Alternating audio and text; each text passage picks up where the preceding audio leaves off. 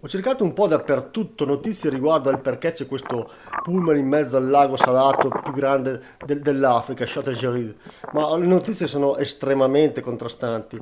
Comunque sia, anche se è un posto veramente turistico, essere qua in mezzo dà una sensazione stranissima ed è veramente fantastico. Even when you feel low, you can still go. Even when you feel slow, you can still go. Even when there's no hope, you can still go. I never answer to no, man, I still go. Go, go, go, go, go, go, go, go, go, go, go, go, yo, go, go, go. Oggi raggiungiamo Ksargilan, una delle oasi più a sud della Tunisia. Una volta per raggiungere questo posto era necessario percorrere piste insidiose piene di sabbia. Oggi c'è questo nastro d'asfalto che taglia in due il deserto e quindi rende un po' possibile a tutti di raggiungerlo. Questo ha portato molto turismo, moltissimo turismo in questa zona, ma permette anche a noi in due con le valigie di raggiungere questo posto.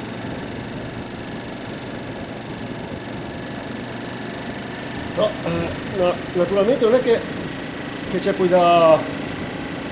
Insomma, bisogna stare attenti comunque perché lungo il tragitto ci sono queste lingue di sabbia che vengono portate sull'asfalto che comunque qualche problema lo creano.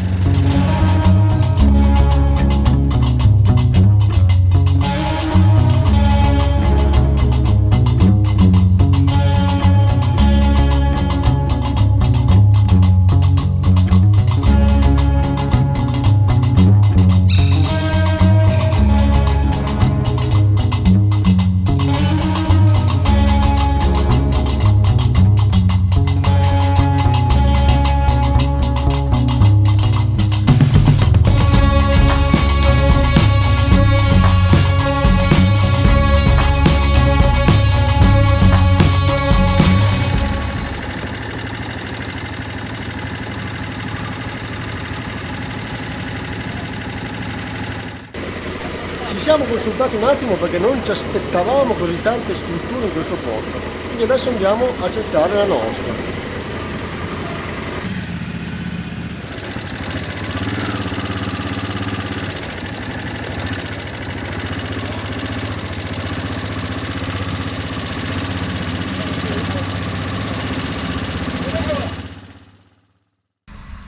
Qui a Xarghilane abbiamo trovato questo albergo, che è proprio alle porte del deserto.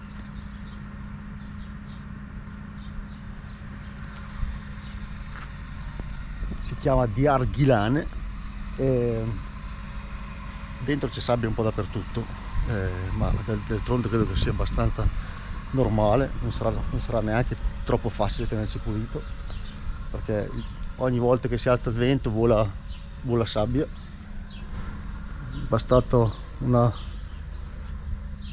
giusto una notte parcheggiata nel deserto e la sabbia ce n'è dappertutto. Adesso ve lo faccio vedere anche dentro, così magari.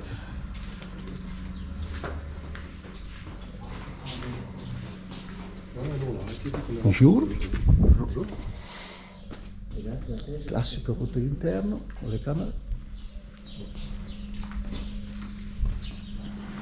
Buongiorno. E qua c'è il ristorante.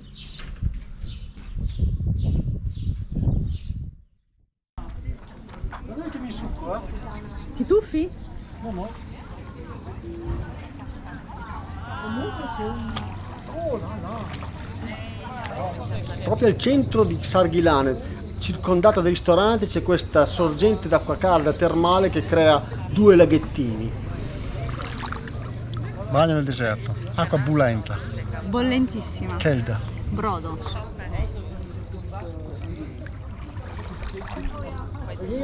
Venire nel deserto e fare il bagno in una pozza d'acqua calda è una cosa a dir poco entusiasmante. Allora, l'odore non è il massimo. No, allora vi parlo io. Credete a me, l'acqua è caldina, tiepida, c'è un buco! Però è fantastica. a soli 3 km dall'Oasi c'è l'antica fortezza romana di Tiszavar. Io non ho un gran manico sulla sabbia e quindi non me la sono sentita di raggiungere il forte con la mia moto, ma ho preferito noleggiare un quad. Vista la pista adesso dico non sarebbe stato impossibile, anche se in 2 con le valigie, forse è stato meglio così. Chiaramente arrivarci con la mia moto sarebbe stata un'altra cosa, ma il paesaggio è comunque fantastico. Vediamo com'è il forte.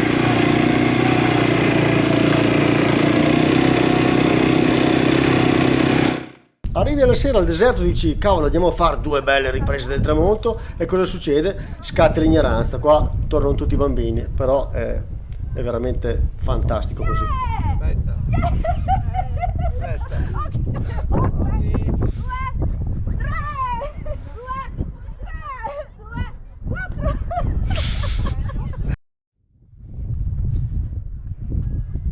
Forte romano Tiszavar Xarghilane, dove i romani avevano fatto questa fortezza per difendere l'impero. Non so più che cacchio ci fosse da difendere qua.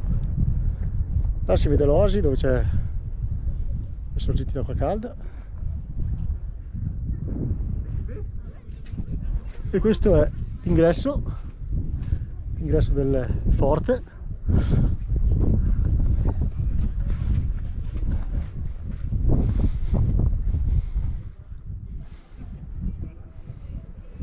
Qua venivano i legionari romani, chissà come si passavano il tempo. Spero che avessero anche qualche legionario, qualche accompagnatrice locale, se no qua non è mica facile.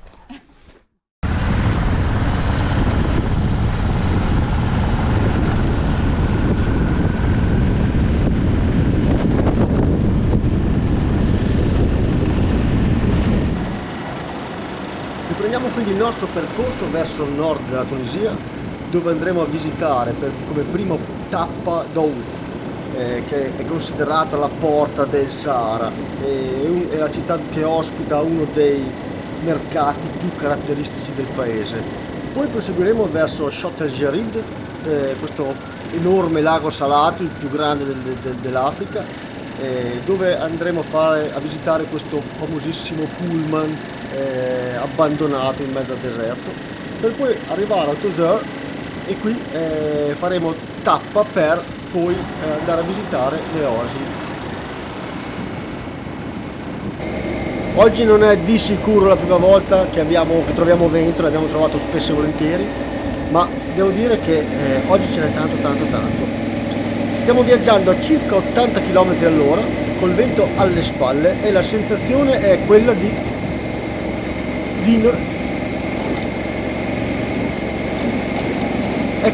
non avere vento addosso, cioè è come se viaggiassimo in una bolla, come se fossimo fermi, quindi presumo che più o meno la velocità del vento sia attorno agli 80 km all'ora. Invece quando il vento ti arriva di fianco o davanti lo senti proprio per bene, la sabbia penetra dappertutto ed è, non dico difficile perché la strada è dritta, è veramente facile da fare, ma comunque sia impegnativa.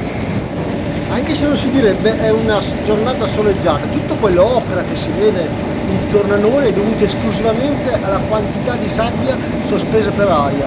Sembra nebbia, a volte la visibilità è anche quasi scarsa.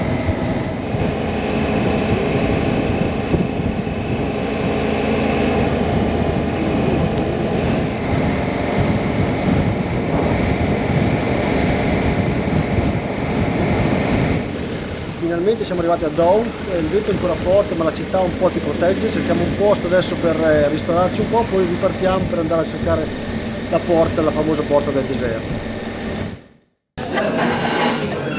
Eravamo col casco, la giacca, la sottogiacca, io non so se si vede la sabbia, 40 centimetri.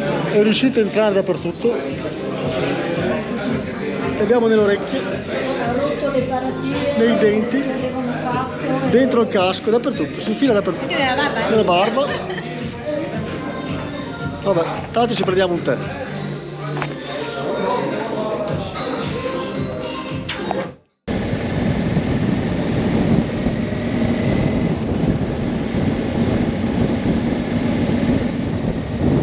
Abbiamo attraversato questo bellissimo palmeto e siamo arrivati ai confini di questa città oasi, Douf, e arriviamo a questa porta che già cominciamo a vederla in fondo, che è considerata una delle porte del deserto. Di là c'è il Sahara, finisce ogni vegetazione.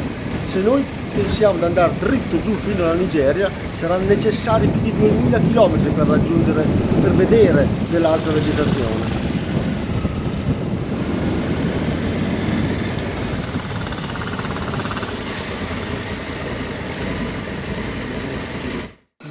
Il vento comunque è ancora fortissimo, ti penetra ancora dappertutto.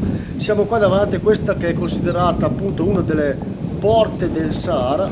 È una specie di anfiteatro naturale dove nel periodo tra novembre e dicembre si svolge la famosa festa del Sahara, dove si ritrovano le tribù nomadi che provengono dalla Tunisia, dall'Algeria, dalla Libia e anche dall'Egitto, e fanno una sorta di Olimpiadi del deserto.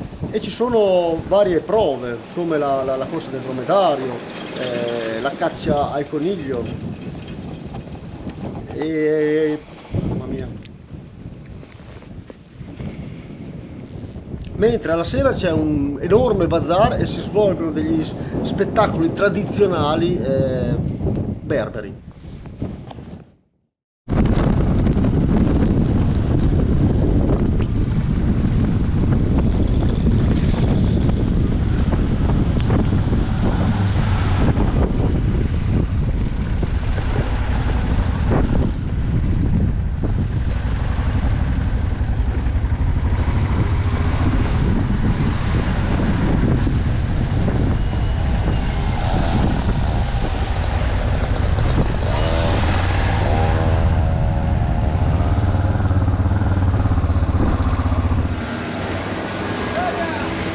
L'intenzione era quella di stare 2 giorni a Douf per fare magari qualche piccola escursione nel deserto con moto e noleggio, ma abbiamo avuto qualche piccolo inconveniente,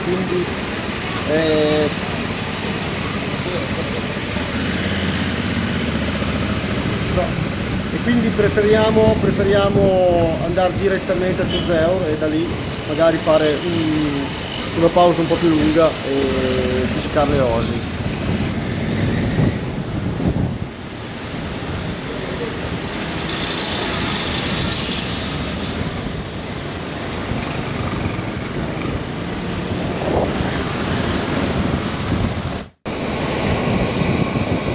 La via più breve per raggiungere Tozeur è attraversare questo enorme lago salato, Chott el Djerid.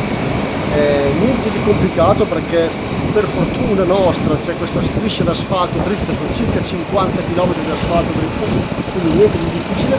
A un certo punto però dovremo trovare la pista per raggiungere il bus abbandonato, che dovrebbe essere una cosa da visitare molto suggestiva.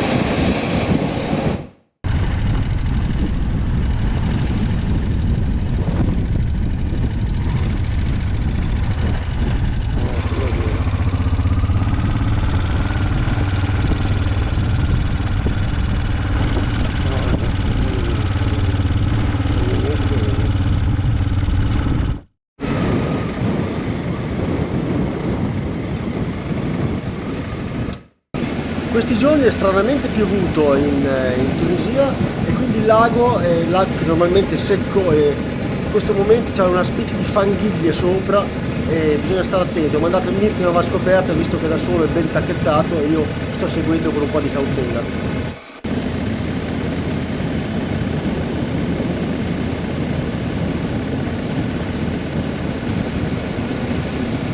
Mamma mia che spettacolo, è davvero difficile da descrivere cosa si prova a percorrere, essere in mezzo al nulla e non vedere e raggiungere questo pullman, questo scenario post-apocalittico.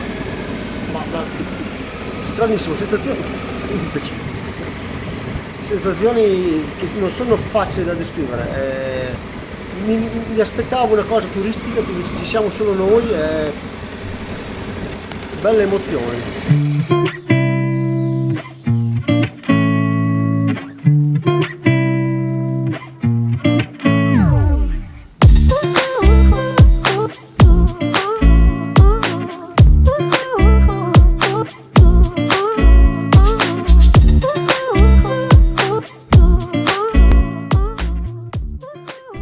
termina anche questa terza puntata del nostro viaggio in Tunisia. Spero tanto che vi sia piaciuta, se così fosse un bel like è gradito, e l'iscrizione al canale se volete anche vedere i prossimi episodi o altri video che ho girato, e naturalmente scrivete, perché io rispondo a tutti e mi fa tanto piacere anche rispondere e dare informazioni.